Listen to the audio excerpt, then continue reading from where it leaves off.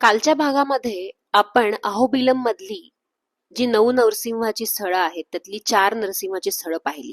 आज आपण दुसरी राहिलेली 5 बघूया. 5वं आहे कारंजा नरसिंह, जिथं करंजा वृक्षाखाली तपश्चर्या करणारं नरसिंहाचं रूप आहे. 6वं रूप आहे भार्गव नरसिंह, भगवान परशुरामांच्या तपश्चर्येशी संबंधित असणारं हे रूप आहे. 7वं आहे योगानंद नरसिंह, ध्यानावस्थेतील हे शांत रूप आहे. 8वं आहे छात्रवत किंवा क्षात्रवत नरसिंह, हे वडाच्या झाडाखालचं रूप आहे.